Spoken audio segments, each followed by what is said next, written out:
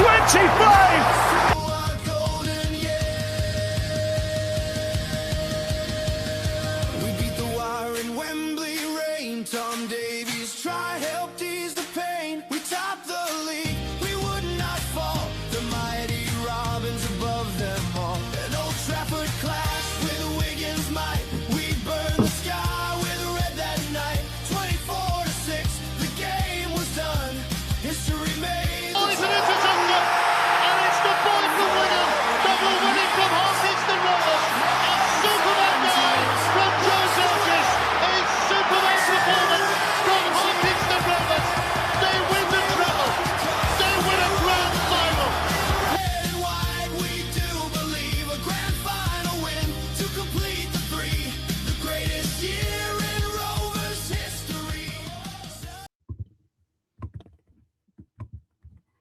This week on the Robin Pod, it's a bumper edition and possibly the biggest preview we have ever done. The Robins are heading into what could be the biggest game in this club's history.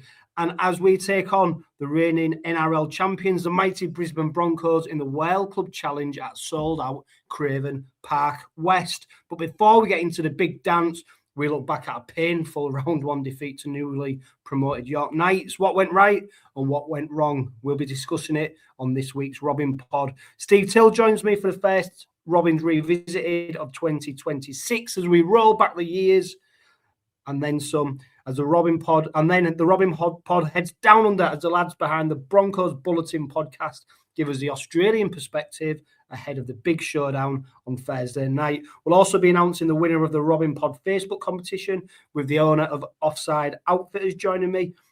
And of course, we'll be wrapping up this week's Robin Pod with all your questions in question time. And don't forget, the Robin Pod is powered by Budget Tyres Auto Centre, the only car specialist trusted by the players, club officials and supporters of Hull Kingston Rovers. And last but not least, I'm delighted to welcome Bazza Kingston as he gives his opinions on all things red and white. Bazza, welcome to the Robin Pod. Yeah, great to be back, Johno. Yeah, it's not been the best week for us Rovers fans, but you know, through thick and thin, we keep smiling, we go again. So we've got the biggest game of arguably our club's history coming up. So need to try and stay positive and move on from it, you know what I mean? So, yeah, great to be back and looking forward to getting stuck into this. That's it, mate. All I'm bringing is positive vibes, although we are going to kick off with the York defeat, which was painful, wasn't it? That's what we said into the introduction. We fell to a 19 points at 8 defeat. Not many tipped York to be the winners or victorious on Thursday night, but they found a way. Some of it down to the Robins' downfall and some of it down to their excellent play, but as an opening night goes, it wasn't what we was expecting. No, it wasn't. It really wasn't. I remember looking when they announced their 21-man squad, and I think the thing that made me nervous whilst looking at that, there was a lot of unknowns in that, and all I had in my head running into that game was back in 2007, and that it would not go away when we made our debut in Super League. And we did the unthinkable against Wakefield. Yeah, I know Wakefield didn't have the title of being, you know, the champions and whatnot, but I just had that horrible feeling, and I just thought it's going to be a test of character. We're going to have to really be up for this because A, of the unknown, and B, they've got an out to lose. They're going to throw absolutely everything at us. So, yeah, I had a feeling. I did back our boys, obviously, but it was never beyond the realms of possibility for me. Yeah, and James Perlin last week on the Robin Pod, he warned against being overconfident. And funny enough, I saw him in the ground and he said, I told you this would bloody happen. Unfortunately, he was proved right. I mean, sometimes stats don't tell you the full picture, but there was some stats which pretty much tell you where the game went. I mean, we had 46 players of the ball in their 20-metre zone compared to their 25. We made 11 errors to their 6, 43 missed tackles to their 33. We gave away 13 penalties to their 3. And when you start looking at them stats, that does pretty much give you a good indication of how the game went, didn't it? Because it was sloppy at times, a little bit ill-disciplined. And the biggest frustration was, Bazza, we put ourselves in a fantastic position to win the game. And that's what probably concerned me most on the night is how we went from being pretty much in control of it to then obviously going on to lose it. But then stats are startling, aren't they, really? Yeah, well, I'll be honest with you, and I'm going to hold my hands up here. I like to watch our games back, whether win or lose, but that was one I didn't want to watch back. So that is literally the first time I've heard them stats. It's quite alarming, the missed tackles and the penalty count. It's not good, but the amount of play of the balls in the first half, this time last year, you know, OKR would have put, I don't know, 5 or 6 of them away. But you've got to credit York's scramble defence because it was phenomenal. It was very much like watching Rovers in terms of the scramble, the defence, their effort areas, the way they kept us out. Because I thought Tyrone May looked awesome last week for Rovers, and they kept him under wraps pretty well as they did Mikey. But yeah, the concern and my first thought was there's a hell of a lot to work on here because it just wasn't good enough. Because I know in pre-season Willie Peters says we don't want the start that we had last year. You know, we scraped through Castleford and Wakefield. We want to hit the ground running, and it didn't quite pan out that way for us. So last year we was on the right end of a couple of narrow victories, but on the opening day of the season this year we was on the wrong end of it. So it doesn't determine our season. It doesn't mean to say we're not the side we was in 25, but it just means, you know, we've got a lot to work on, more than we actually thought we did. It's a defeat, and we're just going to have to take it on the chin. We will be better for it, but hopefully, you know, lessons have been learned. That there's many areas across that game what was a turning point, but I'm sure we'll get into it. But for me, on a personal note, massive credit to York on what they did, because they played us our own game. I don't want to be blaming the referee, you know, for this ruck speed and whatnot, because it was the same rules for both sides. So for me, all I can do is pay credit to York and for the York fans to enjoy that, because I know when I've been there, being the Rovers, you know, being the underdog, and we get a big scalp, I know what it means. So I'm gutted, but we'll go again and we will learn from it, because if we don't, it's going to be one long year for us. Yeah, I mean, it was a great win for York, and they'll get lots of confidence going into the rest of Super League on the back of that. We mentioned about the players of the ball in the opposition 20, 46.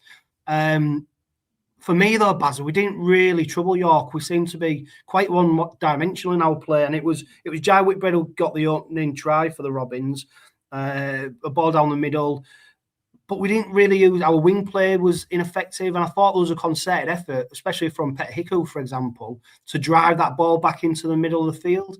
And when you do that as many times as we did, I think we came a little bit predictable for York, and they had great scrambling defence, as you mentioned, but they found a way to shut us out, and because of that, we weren't able to really capitalise on that field position. And I think that was a frustration for a lot of people, is that whilst we had a lot of ball in really good position, we didn't see anything really that special coming out of the Robins. So it did make me think, was this a plan? Was this how we're going to take on Brisbane, for example, about, you know, keeping the ball in the middle? And we saw Whitbread, so, you know, making some big drives into there. Of course, don't forget, Dean Hadley missed out. He was a late withdrawal, wasn't he? So that meant Jack Brown got promoted from 18th man.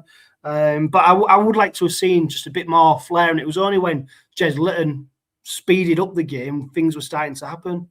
Yeah, and I totally understand what you're saying, and you're absolutely bob on with it. But if you go back to the Challenge Cup last year, in the build-up to that, we was playing some of the best rugby us Rovers fans have ever seen, especially like against the likes of Catalan in the semi-final. But when it comes to the final last year, the conditions was awful, and I've found, as Rovers, when the conditions are absolutely shocking, we go very much one-dimensional, whether that's a tactical willies or whatnot. But when the conditions aren't great, we tend to do the one-up predictable stuff and up to bully our way over. And I think that could be a problem. I don't think our outside backs was firing last Thursday.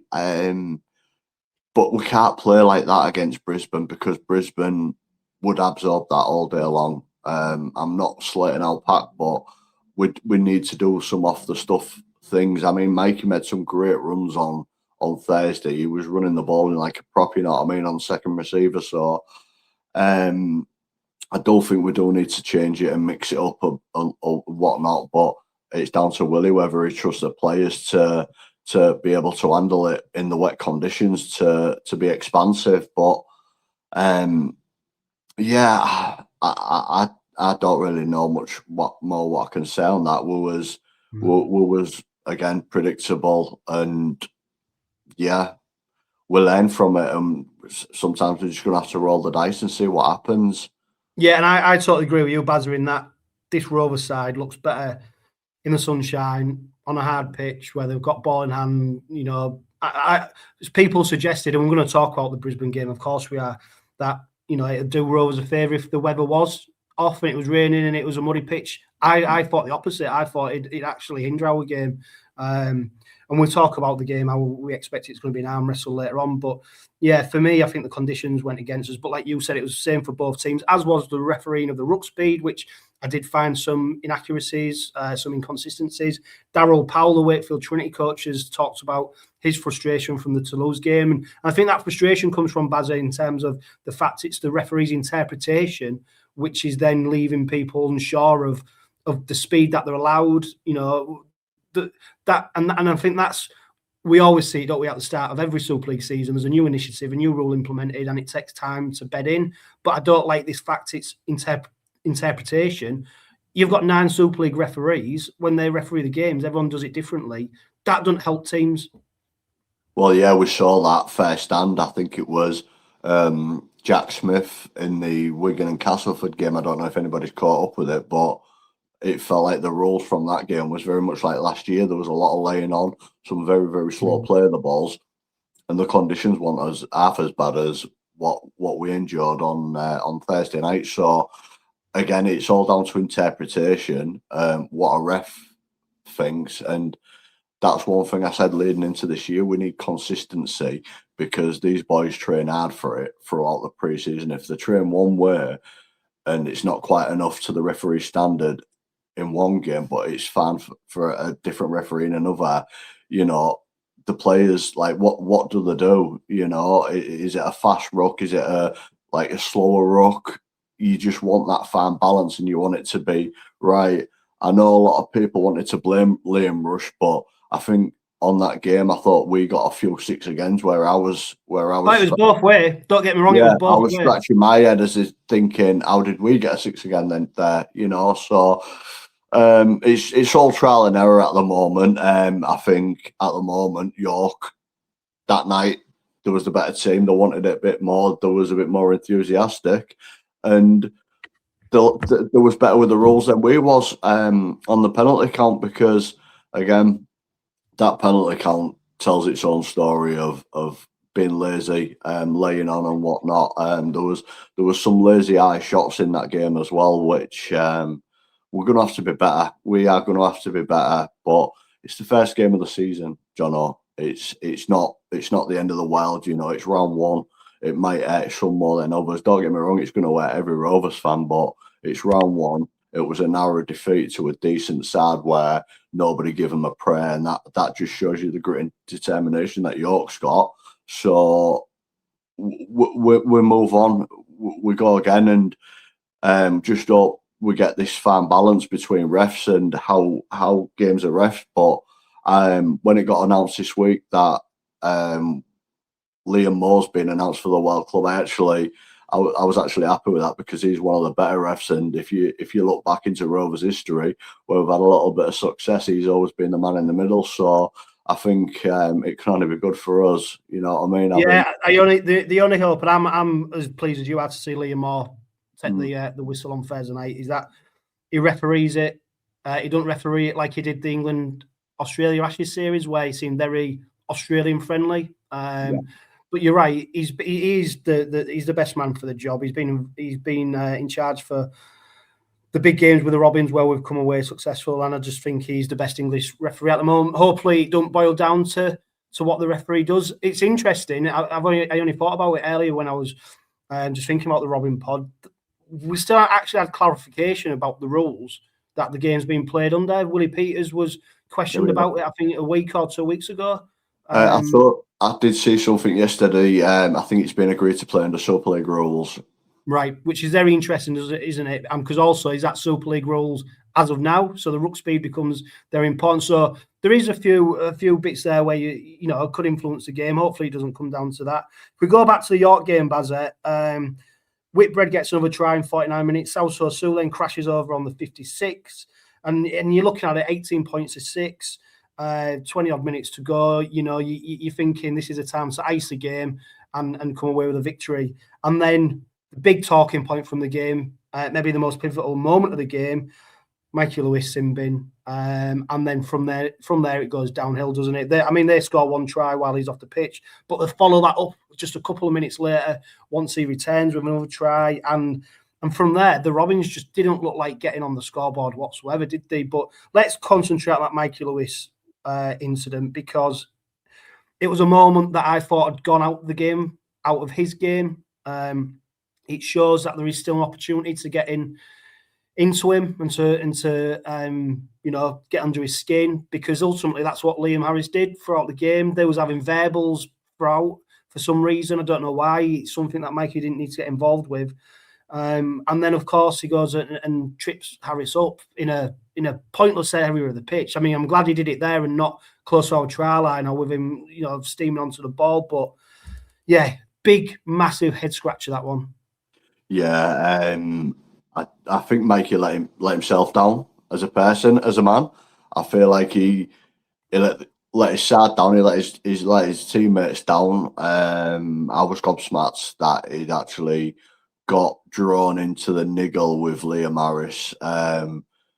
Yeah, all sportsmen have a little bit of niggle between each other throughout a game. It's how you react, and Mikey's proved over the last 12 to 18 months he can react better, and he's improved.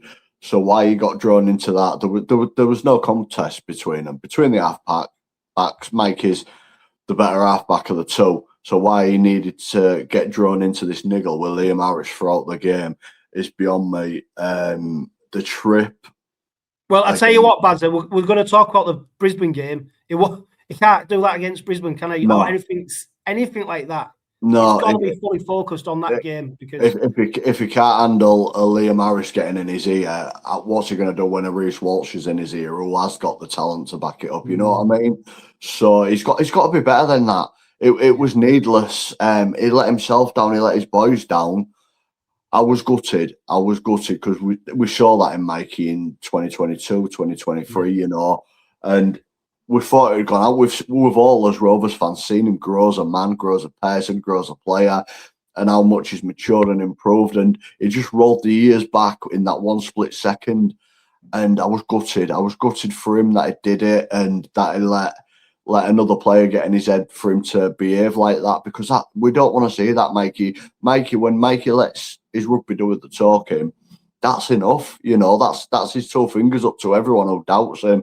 So I don't want to pin that defeat on Mikey, whereas a lot of people have pinned it on him. And me personally, I can understand why, because the pendulum did swing after that, you know, with York going in. But in my opinion, there were still 12 players out there, very, very experienced players out there, to still hold that game and close it out. We saw players getting sent off last year and they managed to hold the game out. So I think we've lost a little bit of experience in holding our nerve, because there was enough talent out there to still get us over the line, just to hold the fort for 12 minutes, but we didn't. And I think that was the first time where I felt like we'd missed a Jared or a Mickey Mack, even on the sidelines, sparking out orders at the boys, keeping them going. And I felt we did kind of miss that leadership from the sidelines, from them big game players. So we do need to be better, and we do need to learn from it under adversity. You know what I mean? If we do lose a player, we need to keep our heads and all things together. Yeah, I mean, Willie Peters, he didn't hang him out to dry, but he did make it clear he wasn't happy with him, didn't he, in the post-match interviews, and he's left it with him, no doubt, to reflect and to react to that. And there does seem to be a bit of a pile-on whenever Mikey Lewis does something. You know, people almost can't wait to say "told you so." But I'll tell you what, he's an absolutely fantastic player.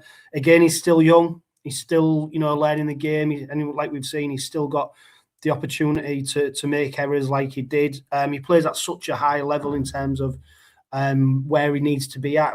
I mentioned it later on when we talked to the Broncos Bulletin boys, because they compare him to Reece Walsh, and there's these similarities there between them two. But yeah, look, he copped a grade C trip. Thankfully, he only copped 5 points. The threshold for a game was 6 points, but due to his good behaviour last year, it means that the points didn't accumulate. So thankfully, we're going to get to see him at Craven Park West on Thursday night. There was some other players who came out of the disciplinary with charges. Jai Whitbread, grade A, late contact on a passer. Pet Hickle, grade A, late contact on a kicker. They both got 1 point. Elliot Minchella, I mean, this is one to watch. He got a grade B for head contact. He's got 3 points. And although these points might not seem a lot now, it's not about now. It's about May time. That's when they come and bite you. So it is something to keep watching. And hopefully the Robins, the positives I'm taking for this buzzer is that this might have been just a good opportunity for Willie Peters to remind the players not to get too far ahead of themselves ahead of Thursday, to give him that little bit more opportunity to get into the players, just to wake them up. I'm sure that senior leadership group, Bazza, will not have been happy with that. And it's an opportunity from now to it's disappointing. We didn't expect it, but we've seen the heights that this side can reach. We've seen the heights that these players can reach, and we know that they've got fantastic performances in them. So hopefully the York bed's put to bed now, and it's all eyes on Brisbane, which I'm sure it is. Yeah, I think it is, mate, and I think you've just worded that absolutely perfectly. A lot better than I could have. You've hit that nail on the head. I think full focus will be on Brisbane. Lessons will be learned. And maybe we needed that kick up the backside, we'd achieved so much last year. And if any of the players had any thought that the game was won before they got off the bus, then that was a bit of a reality check for them. So it's definitely give Willie Peters, Luke Gale and Ian Watson some graft to do this week. And I think from what I've seen from the boys, like Minnie and that, saying that, and Jai, they've had some really honest conversations with what went wrong. So that just tells me, like, it, obviously with the Mikey incident, but I think other players where they've acknowledged where they got it wrong in that York game, they've owned their faults and they've kept it within house. And again, they've owned the faults, they've owned the mistakes, and hopefully that defeat will bring us together and make us a bit stronger and wiser. And we'll go again, mate, because I'd sooner take a defeat like that in them conditions in round one than an heartbreaking defeat like 2023 at Wembley. So, it's done now. We move on, we come together, and, we'll back the boys and do the unthinkable against the Aussies, you know what I mean? Yeah, well, let's hope Brisbane are on the receiving end of the full force of our reaction. Let's move on to Brisbane now, because I caught with Steve Till for the first Robins Revisited of 2026. And it's quite apt because people watching on YouTube will see that Baz is wearing the World Club Challenge shirt that the players are going to be wearing on Thursday evening. And Steve takes us back to a famous game, the famous game from where that shirt featured.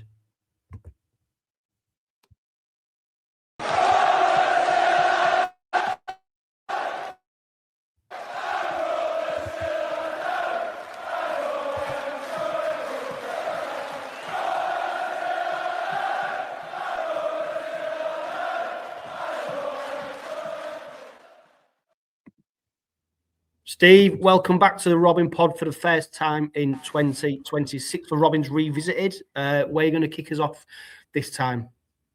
Well, obviously we've got the Brisbane Broncos coming, so let's go down under and some of the successes we've had with visiting Australian teams. And the one that I go back to in 1967 is when Rovers beat Australia, the touring team, the Kangaroos, 27-15 at Craven Park, and a certain Roger Millwood made his name in that game, 3 tries, and the Australian captain, well-known loose forward Johnny Raper, who was well regarded, he said that was the best club side that he'd ever played against over here. So that was one in the bag for us. But the one most people nowadays will remember is the game against Queensland. Now, Queensland came over in 1983. Now, they just won the State of Origin, but this was not the State of Origin team, because a lot of the Sydney teams had Queensland players playing for them, and they wouldn't let them come on this tour. So, but it was still a strong Queensland team led by Wally Lewis and coached by former Rovers favourite Artie Beetson. And most of the 6,383 spectators, myself included, we turned up expecting Rovers to face a dazzling display of rugby skills. However, what we got was nothing short of thuggery and aggressive violence from the visitors. And it was aided by probably the most inept refereeing I've ever seen from Robin Whitfield. The first 30 minutes were horrific. It was a torrid encounter, and Rovers found themselves 6 points down, three penalties from Wally Lewis. But not only that, but we found ourselves with 3 first choice players down. In fact, they had a prior arrangement to have 4 substitutes. In those days, it was 2. And if that hadn't been in place, I think the Robins might have raised the white flag and just surrendered unconditionally. It was during the 30 minutes the Rovers lost prop Roy Oldstock and hooker David Watkinson, who were carried off before the standoff. Steve Hartley was led off with a broken arm. Whitfield did award Rovers 2 penalties, and they were duly converted by George Fairbairn. However, as the witness-based official wasn't able to produce order on the field, someone wearing a red and blue shirt managed it in an instant, didn't he? New Zealand international Mark Broadhurst, we'd recently signed him, and he was a craggy-faced prop, and he'd earned a living in the boxing ring, but he brought his fair but no-nonsense approach to the 13-a-side code. It might have been hard, as he was soon to prove, but it was always fair.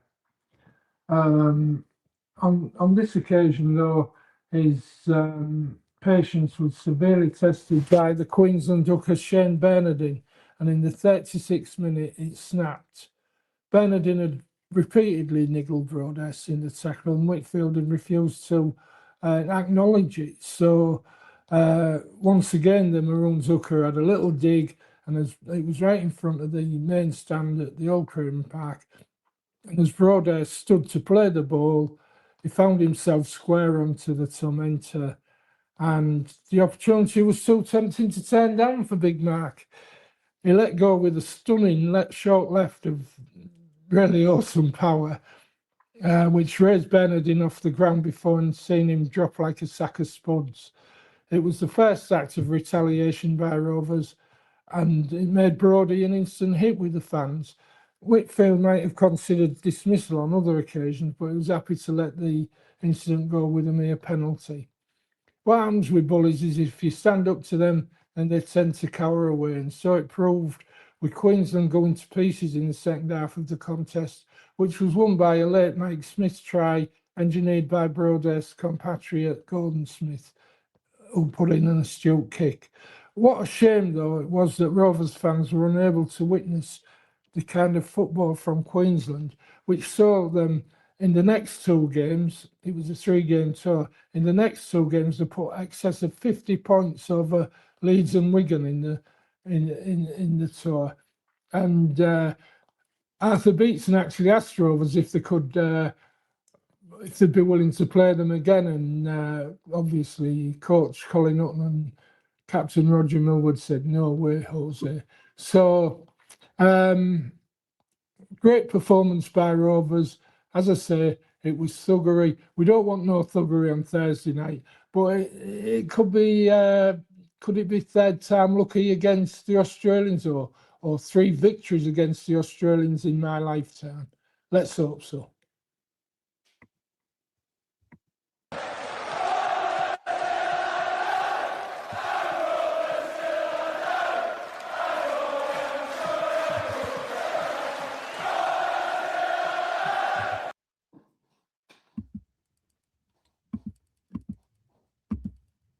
Bazza, Steve's evoking some fantastic memories there, and it's a level of performance that no doubt we'll need to reach come Thursday night. Now let's get into the game, because it's mouthwatering, isn't it? Every day there seems to be more coming out. The press down under and up here are really building it up now. We saw the press day at the Craven Park West on Sunday, I think it was, where the players got the opportunity to speak to the press and give their thoughts on the game.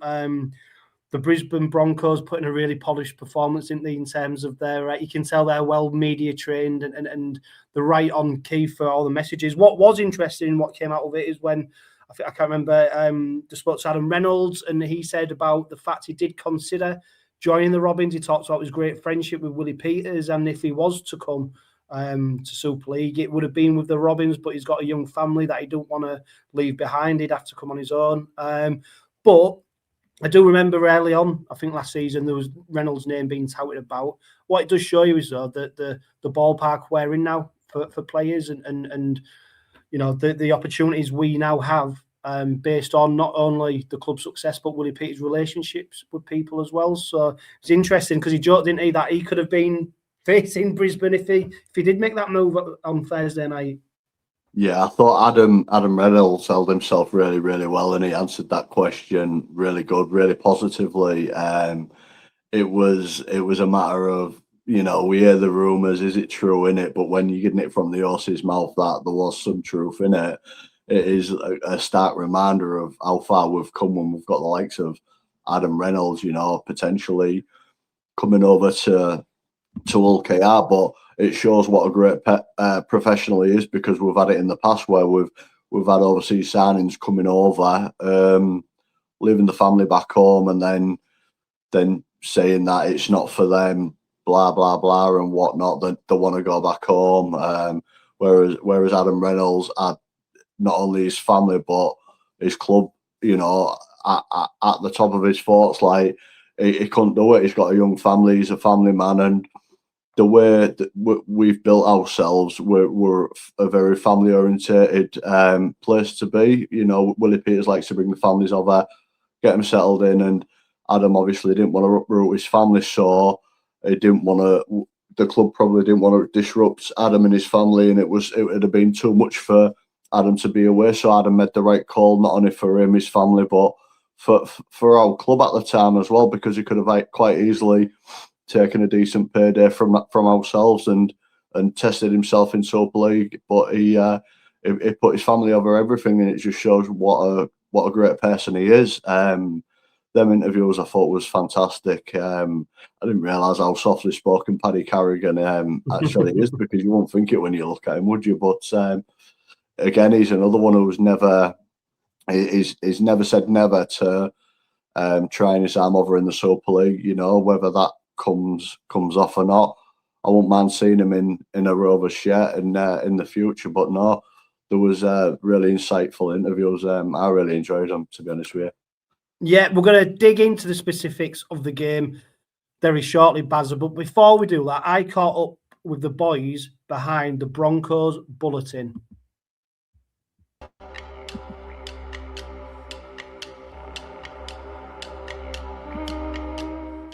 Welcome to the Robin Pod, the Broncos Bulletin. Guys, it's great to have you join us down in Australia.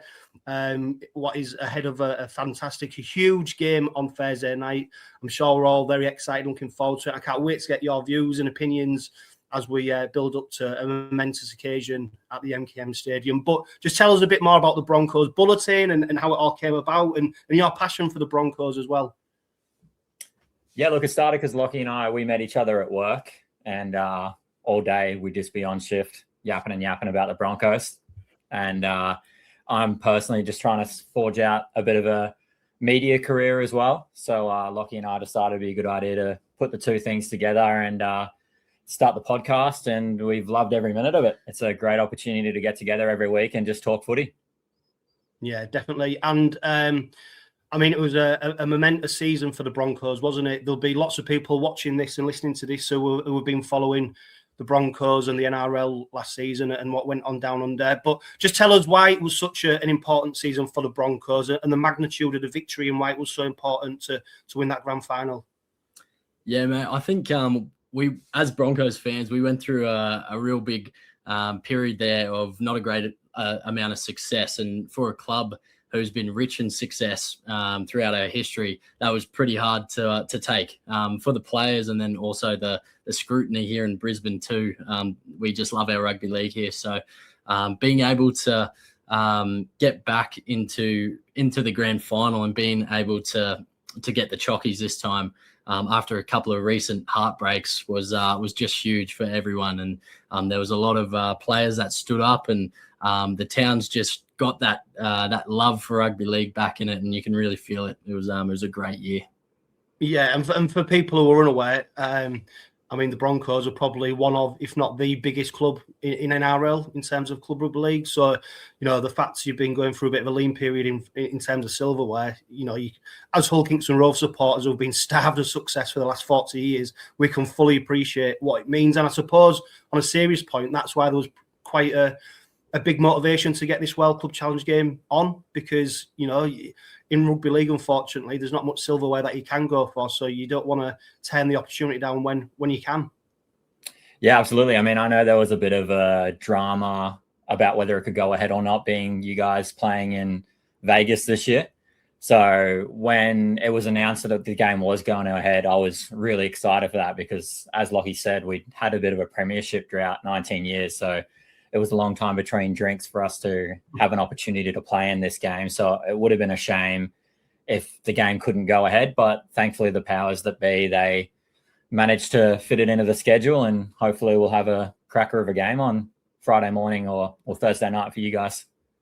Yeah, and what's really important as well is not only, you know, similar to the Robins, are you building up to the game, you're also slap bang in the middle of pre-season, and so the training camps that they've been holding in London, obviously all the prep that they did prior to coming to the UK, it's bigger than just a game as well, isn't it? So that's why it's intriguing about where this game features in the season. Yeah, 100%. I think that's always been a thing looking back on years prior with the World Club Challenge. Obviously the NRL teams just kicking off their season with the World Club Challenge, and then all the Super League teams sort of, as you said, being into their season a bit. But I can guarantee you, by all the media attention that has been given towards this game, and just the chat coming out of the Broncos themselves, like they are taking this so super seriously, and it really is sort of the cherry on top that we've been chasing after the grand final. And I think it all points towards a cracking game on Thursday night over there in Hull. Yeah, is it 34 years since your last World Club Challenge victory? Yeah, 34 years. So, I think the boys are chomping at the bit to, as you said, get a little bit more silverware there. And, as you guys over in Hull would be chasing as well. Yeah, and I suppose it's these games, whether you're in the Northern Hemisphere or Southern Hemisphere, which, winning grand finals, league leader shields, etc., makes you into a great. These games make you into the immortals. These are the ones that people really remember for a long time. And then, of course, I think Penrith, they didn't manage to win the World Cup Challenge during their recent success, did they? So this is a great opportunity for the Broncos to do something that somebody else didn't do. Yeah, absolutely. I mean, we're pretty big Penrith haters here, having gone through and experienced the 2023 grand final. So that might have been the one occasion in which we watched a World Club Challenge and may have been rooting for the English team. But absolutely. More interestingly with Penrith is they had an opportunity to play a World Club Challenge game here in Australia and still couldn't get the chockies. So there is, that extra element Australia teams normally have of needing to play and win in the English conditions, which our boys will need to front up to this week. But it's just another kind of hurdle to overcome and just makes the victory, hopefully, that even more sweeter if we get the job done. Yeah, and I've seen on a few podcasts some of the ex-pros saying this is almost Super League versus NRL. This is England v Australia. But I can assure you, there's plenty of people in this country who'll be quite happy to see us lose. I think having on the back of the treble success and then the chance to go for another trophy, not least the fact that we're playing at our cross-city rival stadium to host a game, 24,000 capacity, 25,000, sorry, going to be full, and there will be a number of that lot in attendance supporting the Broncos. So it will be an intimidating atmosphere, no doubt, prior to kick-off and them early moments. But the Broncos probably will have a little pocket of support. Is there many coming over from Australia as well for the game? Because I mean, it is an expensive trip, isn't it? It's a big undertaking if you are to do it. Yeah, 100%. Long flight over to England, but from all reports, there's been a lot of traction with the packages for the travelling supporters. So I wouldn't be surprised if we've got a nice little contingent over there in Hull. So and our supporters are pretty loyal. So usually we travel pretty well. So we've got deep pockets too. That's true. Some of us do have to. I don't know. Not us. Not the two of us. No, us, other Broncos fans. That's right. Very true. Yeah, and going back to the size of the club, there will be a number of supporters over here who will remember the glory days of the Broncos, and of course, started supporting them. I think everyone over here has a favourite NRL team. And there's no doubt that Broncos will be featuring heavily in that. So, look, it's going to be a really interesting counter. When you look at the players who did really well for you last season, of course, then going into the Ashes series, who are the players that you're looking forward to seeing, and who you think will stand out on Thursday night? I think the obvious answer is always going to be Reece Walsh. He's definitely our most electric player. He's a focal point of our attack, but Lockie and I, we discussed it on our most recent episode of our podcast that the conditions and the style of play that we kind of anticipate Hull to do may not allow for Reece's most expansive footy or the Broncos' most expansive footy. So we're anticipating like a big game from Adam Reynolds, for example, our halfback, who we may need to rely a lot on our kicking game. And then we're expecting big games from our big forwards like Payne Haas and Patrick Carrigan. So in attack, Reece Walsh is definitely the guy you want to shut down. And I think Hull will do a pretty decent job of it, to be honest. So you may expect bigger games in terms of Broncos from like an Adam Reynolds or a Patrick Carrigan, in my opinion. Bucky, I think, holds a pretty similar opinion. Yeah, I'd say same thing there. From that recent Ashes tour that we all watched, I think Katoni Staggs and Shibasaki on the centres, they're always quite powerful. So I think coming into the defensive line and playing some short, sharp footy, we could see those guys explode. Yeah, and I'm just going to give you a real short lesson.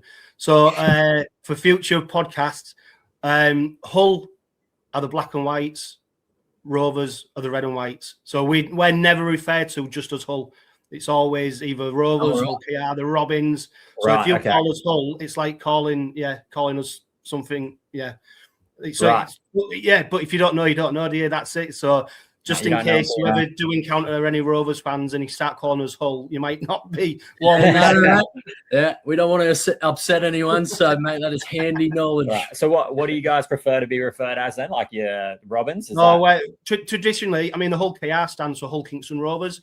Yeah. In the modern era, the Kingston Rovers bit sort of been diminished, and it's now Hull KR. They've sort of shortened it, branding, all that kind of stuff. A lot of people though just refer to us as Rovers or the Robins. That's what most people would say to us. But you're not the only people, because I've seen some of the Johnos down in Australia as well referring to us as Hullers. And it's such a small point, but we're so parochial sometimes and protective of. No, I get it.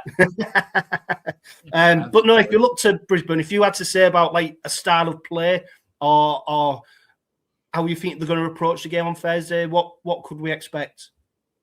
I think we were talking about this before, and the typical English conditions I think will play heavily into the game plan that we. To be fair, the weather's not looking too bad for Thursday. I think we have had some wet weather. The grass has been really muddy and stuff like that. It's been horrible. But these next few days, I think we're expecting to see a bit of a calmer, maybe not as windy and rainy, which may play into Broncos' hands. But on the other point as well, I don't think the Robins would want to play in them conditions. I think they're like, the Rovers come into their own in the summer months when they get the hard pitches, they're able to speed up the game. So that's why it'd be interesting, because I think both teams actually might prefer the weather to be calmer rather than Rovers trying to get the Broncos into a bit of an arm wrestle. Interesting. That is interesting. 100%. I think, well, as you know, the Bronx are quite expansive in the way that when they play their best footy. So, if Hull KR can Brilliant. So if they can play their best footy and we have great conditions, I think that'll just add to the theatre of the game, and hopefully we can get a really fast, exciting game of footy. I know, I was looking into Mikey Lewis before, and I know that he can play a lot of that off the cuff, quick, fast, momentum style of football. So, really, really keen to see how he goes. Yeah, I mean, the Robins, since Willie Peters has come in, he's created a real structured game for us. You're very unlikely to see us playing any expansive rugby in the opening 20 minutes. I think they play for the moment, so that it's all about staying in, 4 to 6 points if they're behind, knowing that as long as they keep going and stick to the process, that someone like a Mikey Lewis can come up with that magic. Someone like Tyrone May just come out of something out of nothing. You only had to see the Challenge Cup final victory where we scored in the last couple of minutes, a kick from Tyrone May, Tom Davis challenging for it, and the try comes and we end up winning the game. But it's all about sticking in the game. So, there's no doubt, I think if you get into a lead, it becomes very difficult. But I think it is going to be an arm wrestle game. That's what I'm hoping. And that's what I'm hoping from the fact that it is your first game of the season as well. They've not been involved in any trial games. And of course, some of the players have had a shorter pre-season due to the Ashes and being involved in that, and the other internationals down in the Southern Hemisphere. So, yeah, that's why I think there's a little bit of jeopardy. It's not as clear cut as saying, Brisbane are the better team, for example. I do think there's a bit of jeopardy there that makes it all that more exciting. No, I feel like there's always the perception, or there's always the narrative when it comes into the World Club Challenge that it's clear that the Australian team is the better team.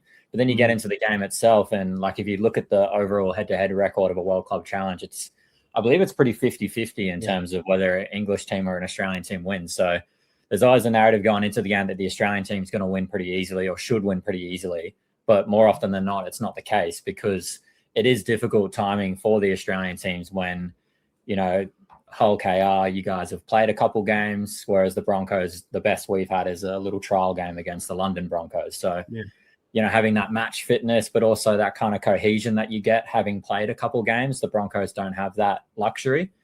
So it is a challenge, definitely. But I think the boys will be up for it, knowing Madge's coaching history with the World Club Challenge. He knows how to prepare for it. He had success when he took the Rabbitohs over. So I think we've done all the right things to prepare in terms of getting over there a little bit earlier, adjusting to conditions, getting over the jet lag. So I think we'll be ready to go. And I agree with you as well. I think it'll be an arm wrestle. And I think it's just whatever team adjusts the best once the arm wrestle's kind of over during that kind of early period of the second half. Well, rugby league's a funny game, right? You can have all the players and star power in the world and the big names, but until you cross that white stripe, and it just comes down to attitude and who wants to win the game. So I have no doubt that both teams will be heavily up for it, and we'll see a good product put on the field. Yeah, and our first game of the season against York was a perfect example of that. We were going into that as heavy favourites. Hardly anybody predicted that York, newly promoted to Super League, had beat us, and then there you go. That's the beauty of sport, isn't it? That's why we all love it, because you even when you think you know, you never know. You never know what's going to happen once they go onto that green stuff. So that's why it's so exciting. That's why the tickets sold out in record time. That's why it's going to be the highest ever rugby league attendance at the MKM Stadium, because people want eyes on it. And I think, to be fair, what happened as well is the Ashes series. Not only did the Australians obviously beat England 3-0, but they also won a bit of a PR battle as well. People started to like them, which is very not normal, is it, when England to Australia? But what the Australians did is they made the effort to be in the community, to make themselves accessible. And I think that's why, albeit it was a disappointing result for England, the timing of it and then going into the World Club Challenge, and the fact that you mentioned Michael Maguire, I think he's really led this. He's been the one who's probably said, no, we want to do this. And that's where the energies come from, as well as Rovers, of course, wanting to play in potentially, if not their biggest ever game in the history of the club. So that's why everything's just pushing towards it. What will your preparations be? Will it be literally roll out of bed, turn on the TV? Are you going to try and make a night of it? Or have you got work afterwards as well? I suppose it's a difficult one in a place at that time in the morning over in Australia.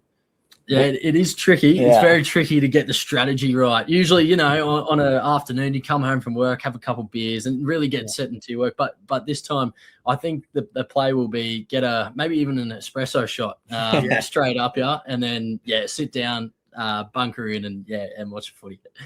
I've taken the Friday off because I've already forward planned a day of celebrations, having just been crowned world champions. I'll need a day to celebrate. So I've taken the Friday off. It's I'll set the alarms for 5, get up, watch a bit of the pre-game coverage, and then rip into the game. Hopefully watch a good one. Yeah, and let's be honest. I mean, I think we mentioned it at the start of our little chat about what would it mean to Brisbane to win it? Because obviously it's a great time at the start of the season to start with silverware, isn't it? And to really push you on. But what would it mean to you as supporters as well to see the boys lifting it? I mean, yeah, like it's having just won the grand final, like it's important to sustain this period of success now. Like you want to, I guess, make a legacy, make a name for yourselves. And it's also just cool to say that you're world champions, you know, that you don't get many opportunities to fight for that title. So I think it would mean a lot. The grand final, that was still the ultimate kind of holy grail for us. And this, as Lockie said, would just be a nice cherry on top. But the title is still very prestigious, and we don't want to undersell that. Yeah, I think with our squad coming, you know, we've been building for a little while, and we're still quite young. So the question mark's always been, can we sustain success? So I think having won the premiership now, it's a really crucial period for this group's legacy onwards from here. So if get a piece of silverware that we've been chasing for 34 years.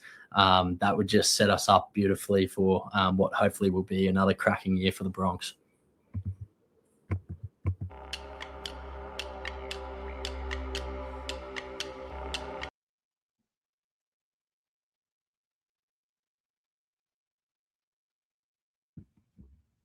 Bazza, it was great to hear from the guys behind the Broncos Bulletin, and it was a really important conversation because it left me in no doubt whatsoever what it does mean to the Broncos as players and as supporters.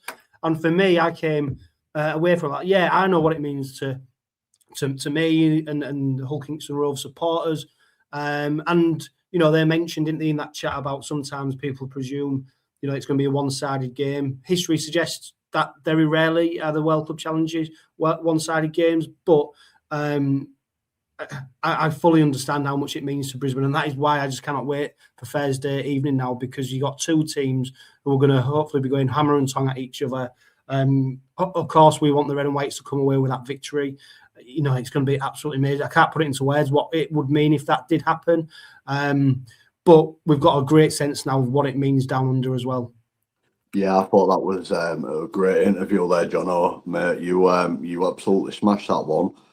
What I did find very interesting, because we see a lot of the media, you know, interviewing players and coaches asking the same questions, but to hear it from a fan's perspective of what it means to them, you know, there's always been that myth of the Australian sides don't really take this seriously. It's more of like a bit of an exhibition match, but you can see from a Brisbane fan's point of view of what it means to him. You know, one of the chaps taking a day off for hopefully a day's celebration for him, because it means that much to him. 34 years without a trophy, so it shows that they're taking it as seriously as Hull KR and as any English club who gets the opportunity to play in it. So it's just sort of going against that narrative that's been created over the years about the Australians not taking it seriously. Well, you know, listen to the fans, they do take it seriously, and it does mean a lot to them, probably just as much as them as us, because they want to start the season as arguably, you know, world champions. They've done the premiership, and we want to really kickstart our season as world champions, and there'd be no greater feeling than going to Vegas not only as the treble winners but as World Club champions. So I think the passion and the desire for both sets of fans is very much there and alive and kicking. And with a bit of insight there that there's quite a few Brisbane fans coming over shows what it actually means to them. It's not just a trip to England, because nobody wants to come to England this time of year. So it just shows what it means to the fans. And I think Mags has made it crystal clear what it means to him and the Brisbane side. So I think that's what's setting it up for a cracking game. And everybody's writing OKR off. I'm under no illusions. We're going there maybe slightly underdogs, maybe heavy underdogs. It depends which way you want to look at it. But just think back to last week. York went into that game as underdogs, and they played us at our own game. So we've got a world-class coach there who knows how to do these big games, gets his tactics right. So anything can happen on Thursday night. And me personally, I really, really cannot wait to see what happens, because I don't think it's going to be as clear-cut as what a lot of, should we say, rival fans think it's going to be. So, yeah, it's really, really intriguing. Yeah, I mean, Willie Peters, he's done something a little bit unusual this week, hasn't he? Because he's announced the side for the game 2 days early. Of course, normally would be expecting the squad announcement. He's gone a step further by actually announcing the team. Now, the team is as it was against York, apart from Dean Hadley and Tom Amon are included, with Jack Brown dropping back to 18th man and Jack Broadbent dropping out the squad altogether to play. Come on, Basil. Where's the game going to be won? You look at the squad. We know what them players can do. Tom Amon, of course, we've not seen what he can do in a first grade game for the Robins yet, but we've seen what he's done in the past. Dean Hadley, we know what he brings to the side. We know what all the players bring. Where is it going to be won if the Robins are going to take the trophy on Thursday night? I think it's all can hold the nerve. I think where it's going to be won is discipline and Jez exploiting them alls. It's easy to go very one-dimensional and put it all on Mikey. It could be the difference, but my opinion, if our forwards lay the platform and we get that quick play the ball in the ruck, I think the game breaker could be Jez, because in my opinion, I think Australia was a little bit shell-shocked by Jez Litton in the Ashes. It was phenomenal, and he's only grown as a person, as a player, and he's only getting better. So I think Jez could be the difference, or could really turn it for us if our forwards lay the right platform. We hold our nerve and we hold our discipline. I don't see no reason why that game couldn't be turned on its head. I'd expect to see Mikey play the standard of rugby that he played at Old Trafford, because of what happened last Thursday. I think he's going to have a bit of burning desire to not only make it up to the boys, but to make it up to the fans. So I think that could be the difference. If the boys are well focused, well drilled, and stop, to shut out the outside noise, which we know they do, I think it really does stand us in good stead to get over the line. And I've looked at the weather, and I know a lot of people are focusing on it. It's going to be something like 0 degrees, so it could be a bit of shell shock when the Brisbane boys come out, and it takes the breath away a bit. So I'm just hoping a few hard hits, a few little slaps early on in the cold might just rattle the Brisbane players a little bit. Reece Walsh, very much like Mikey, he's got a bit of an error in his game with his discipline, his temperament. So if we can get under Reece Walsh's skin, out could happen, but do it legally. So yeah, I think where the game could be won, for me, I think Jez could be the difference for us. Yeah, and whilst it might be 0 degrees temperature-wise, it's certainly going to be red hot, isn't it? And this is where we as supporters really do have a job to do, because we can be that extra man for the side. We can really push them on to victory. So, of course, it goes without saying, the Red Army are turning out in big numbers once again, and we are all going to be loud and proud, and I cannot wait for it. But we need to make that as intimidating as possible for Brisbane, because we need to know that they need to know that they're in a game, and they're playing at a partisan ground. So yeah, it's going to be really exciting. I think Jez Litton, I think he's the one who holds the key. For me, it's the ruck speed, and it's keeping that penalty count low and sticking to the plan. So if it's not quite going our way, we don't go away from it. I think it's the game plan that wins us it, as easy as that sounds. But I think we've got to really stick to what Willie Peters sets for the boys, because there's a danger in there where sometimes if Brisbane score an early try or they get maybe 2 scores in front, that then we start trying to do something different that we're not maybe meant to be doing within that game plan. So I think discipline ultimately will see us through. And hey, look, it might come down to a bit of magic, but if you stay in the game long enough, you create that chance, don't you? Whether it's magic from Reece Walsh for them or whether it's magic from Mikey Lewis for us, you know, they're the 2 players that a lot of people are really looking forward to seeing, no doubt about that. But Baz, I mean, what would it mean to you if Rovers come away with a World Club Challenge trophy? I honestly thought we'd reach the pinnacle last year. You know, over the years, I thought 2006 getting to Super League, I thought that was the pinnacle. Then what we did last year, so to have that title, to go into games as World Club Champions, you know, it's surreal now going into them being known as the treble winners. So I think it'd mean everything. It'd mean the world. It'd be something I never thought I'd see in my lifetime.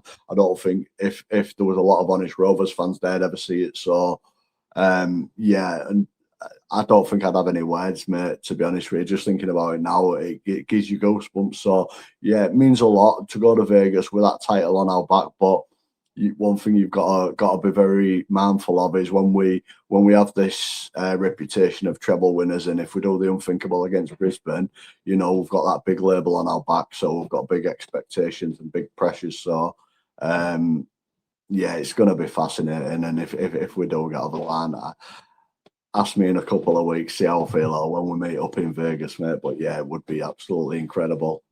Yeah, and there's the new saying, the pressure is a privilege, and there's no doubt whatsoever these players are going to embrace that and really step up, I think. So can't wait to see him come out that tunnel and get lined up, and that first hit, that first carry is going to be hotly anticipated. There's going to be probably a pinch me moment as well, where I think I'm sat there watching our club take on Brisbane, thinking, God, in a week's time, I'm going to be stood in Las Vegas getting ready to watch Hull Kingston Rovers play. It's a crazy few days, crazy week. It's been a crazy month, hasn't it?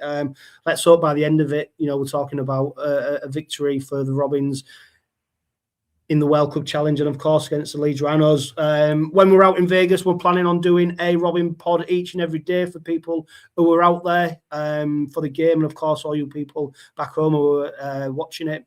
So it'll be on YouTube and podcast. Before then, though, and before next week, and before we get to question time, I caught up with Offside Outfitters, and we announced the winner of our Facebook competition.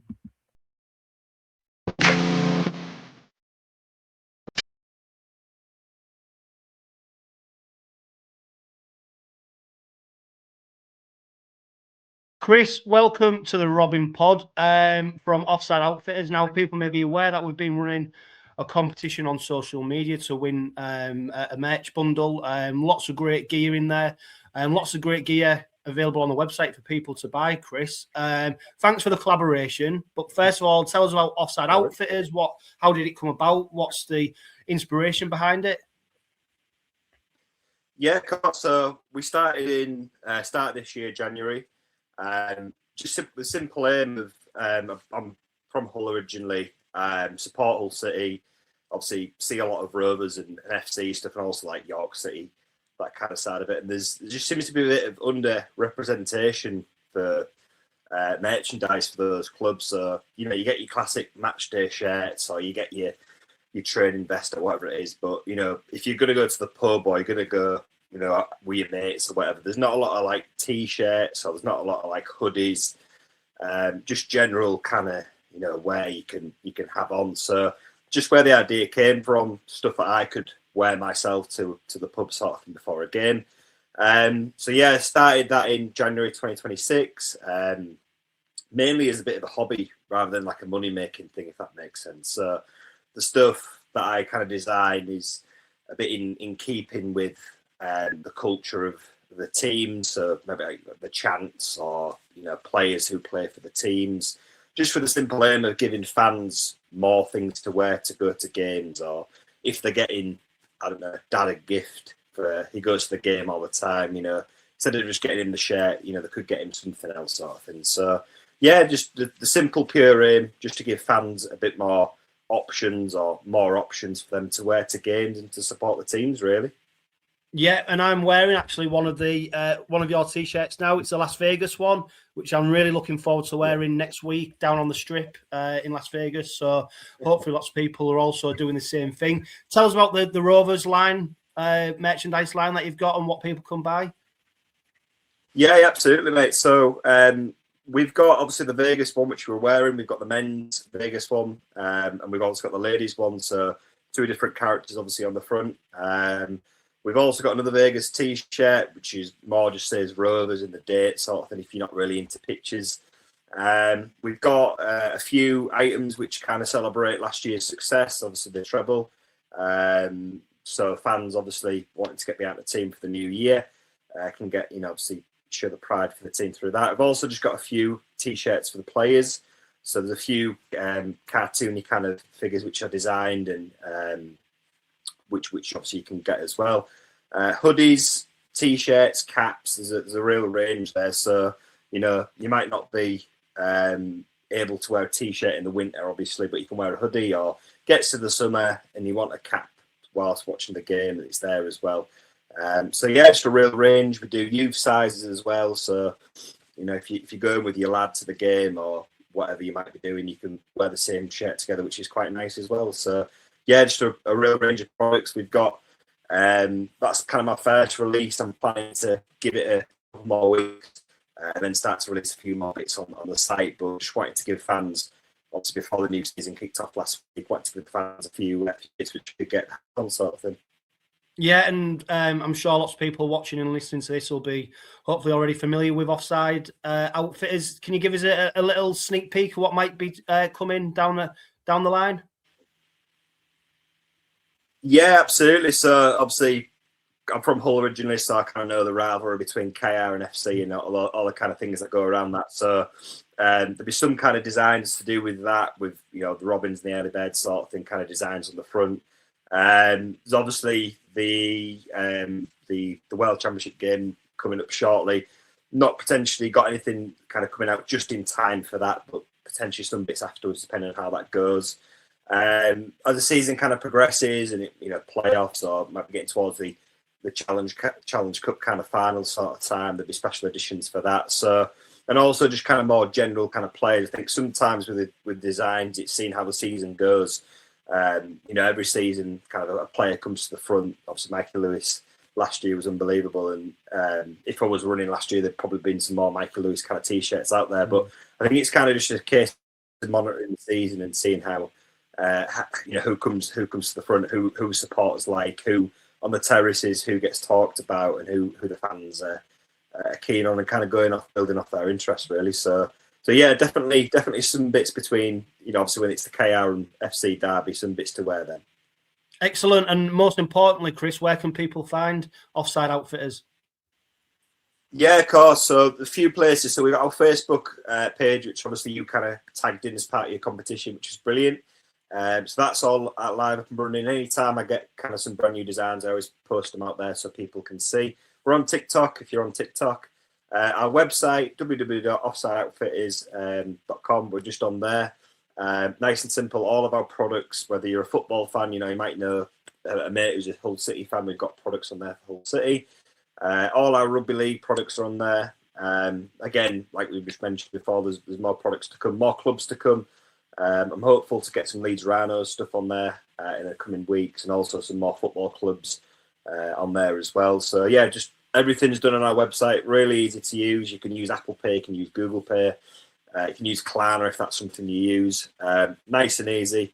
Yeah, just all on our website really. Yeah, I'll tell you what, mate, I've been using Klarna a lot more in the build-up to going to Las Vegas. You need to. Yeah, you do. You do. No, it's great. And honestly, guys, it's great quality stuff. So make sure you do check them out. As always, we did say that we was going to announce the winner of the competition that we was running on Facebook. We was going to announce it on the Robin Pod. So let me just check the winner who was picked at random is Rachel and Dalton. So I'll seek you out on Facebook, send you a message, and then we'll get in touch with you about organising, delivering, stuff like that. But Chris, it's great. Like I said, it's great quality gear. Thank you for everybody who supported the comp. Make sure that you do support Offside Outfitters because they are doing some great merch. We always like to support people local to the city, don't we? So good luck with everything, Chris, and hopefully it works out for you.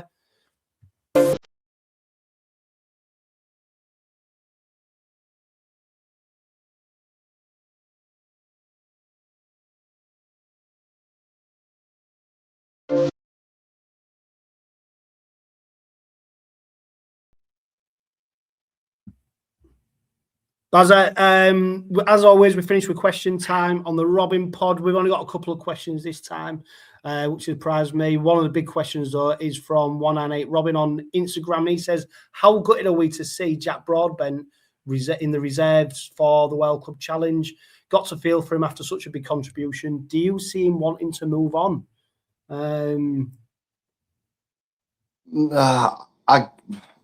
get the disappointment because, you know, as Willie labelled him last year, he's like a Swiss Army knife for us. I think it's good that he's in the reserves, to be honest with you, because it keeps his match fitness up, it keeps him sharp, because it'll keep the likes of our outside backs on the toes, because he'll be ready to fill in as and when need be. You know, he's in the reserves for the World Club, but I can guarantee he'll be travelling to Vegas with the boys. So, on a personal note for Jack, it is gutting.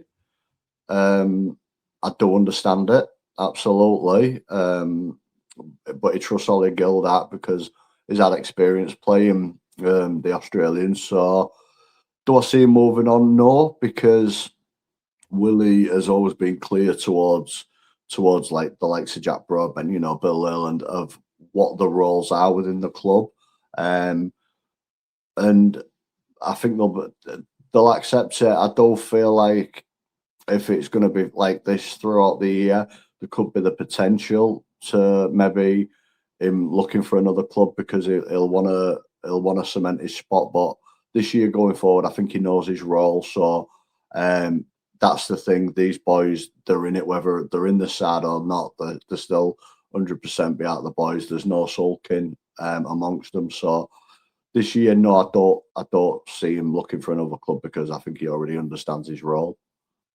Yeah, and there's no doubt when he does come in, he does a very good job. So yeah, it'd be interesting to see what he does do. But there's no doubt, you know, in months, a year to come, you know, whether someone else comes in for him to offer him that starting spot, you know, we hope not, because we want him to be a Robin for forevermore, because he's a fantastic player, he's a great lad, great asset to the club. We hope to see him in the red and white for a lot more time to come. And of course, Jack Brown, who's been sort of perennial 18th man, he was linked with Castleford, I think early, just a few days ago. Again, another player who's sort of on the fringes, but struggles to stake a claim for that starting spot. But it goes back to, doesn't it, Baz, the fact that Willie Peters does have his preferred 13, you know, along with the interchange bench. You can see it with the squad that he's picked for the Brisbane game, you know, who's starting and who's on the interchanges. That is his team, and it's their places to lose, really. And unless there's injury or a really bad drop-off in form, you can't see a way for anybody else getting into that side at the moment. Yeah, 100% agree with that. I'm a bit good because, you know, he's a bit of a guilty pleasure, is Jack Brown. I really like him. His effort, his work effort, his attitude is second to none. He's a KR boy through and through. So if the rumours are true, I will be sad to see him go. But I do not but wish him all the best. But again, it's down to Willie Peters in who he's fixated on his starting lineup. And you know, Jack's coming to the peak of his career, where he wants to put his skills on show on a regular basis. And if that's not with the Robins, it's for another club. Then, you know, can only wish him all the best. I think what could potentially be holding Jack back a little bit is maybe his size. I'm not 100% sure. I don't know the ins and outs. But if he was to go, I would be a little bit gutted because, yeah, he's an East Hull boy. His full family's East Hull, so it'd be an awful shame. Yeah, and let's finish with a great question from Julie Rodman, because it's something that'll be affecting everybody right now, Bazza. She asks, how's everyone's nerves doing? Are we all well excited for Thursday's game in what could be our biggest game in the club's history? What about you, Bazza? My nerves are all right at the moment, but I tell you what, come Thursday, that's where I think it's really going to hit. And then come 7:30 p.m, kick off. Yeah, that's when it's the reality, isn't it? And that's where I think the nerves will really kick in. Yeah, for me, I feel like very much I did when we went to Old Trafford. Really, really calm. Just going to enjoy the occasion, because as a Rovers fan, you don't know when it's going to come round again. So I just want to enjoy the build up, enjoy the occasion.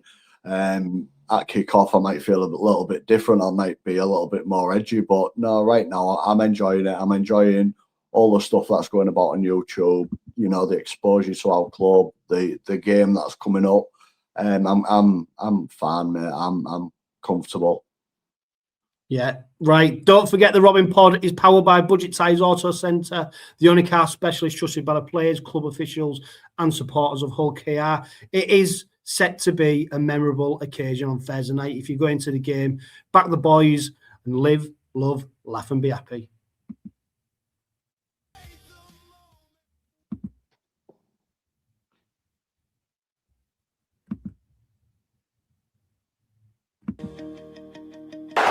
Years of hurt in the Challenge Cup!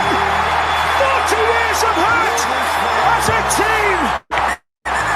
Hull KR have won the Challenge Cup in 2025!